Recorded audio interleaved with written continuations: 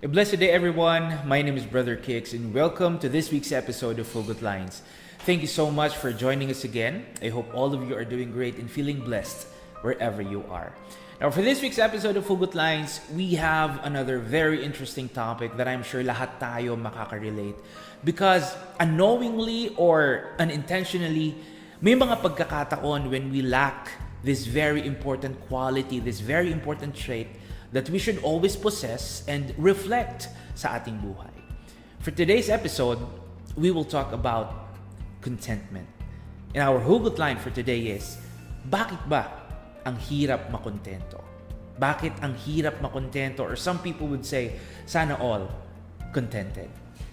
Let me ask you this. Do you often find yourself longing and wanting to have more? Nahihirapan ka ba to be happy and be satisfied with what you have? Do you easily get frustrated, disappointed pag hindi mo nakukuha yung mga bagay na gusto mo? If your answer is yes, well, hindi ka nag-iisa. Because especially nowadays, ang gusto lagi ng tao is to have more of everything. People like something better, bigger, and greater. That's why people barely stay happy and satisfied with what they already have. You know why? Because we always end up wanting something else. Regardless kung anong meron na tayo. Kahit meron na tayong bago, kahit meron na tayo ng mahal, ng maganda, or madami, we always find excuses for wanting something more. Gusto natin yung mas bago, gusto natin yung mas mahal, mas maganda, and mas madami. Don't get me wrong.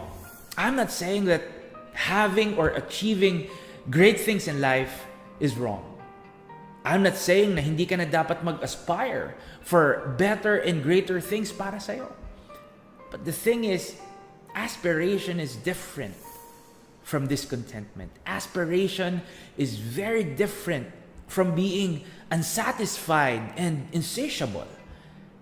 Aspiring is not the same as excessively wanting more. That is actually the time when it becomes too much. Wanting to have more becomes wrong when people are no longer capable of being satisfied and contented. Yung urge, yung desire natin to have something gets out of hand. Hindi na natin makontrol. Because most of the time, kahit walang means, kahit walang resources, kahit walang capability to acquire, pinipilit pa rin natin. We become very pushy. We become very persistent para lang makuha natin yung gusto natin. And ang nangyayari is that we tend to spend money that we don't have on things that we really can't afford. You see, friends, that is the problem when we lack appreciation and gratefulness. Contentment will not be possible if gratitude and thankfulness are not present. And ang mangyayari, we will not stop wanting more. We will just keep on looking for reasons to have more. So, paano nga ba maging kontento? Dapat ba makontento na lang tayo kung ano ang meron tayo? Well, first off, we need to understand that contentment is a virtue. It means contentment is right and good. Ito ay makakabuti sa atin. You see, contentment will help us distinguish between our needs and our wants. It will help us identify kung ano ba talaga yung mahalaga at kailangan versus sa gusto lang natin. And pag kontento tayo, we will not desire for anything more than what we really need.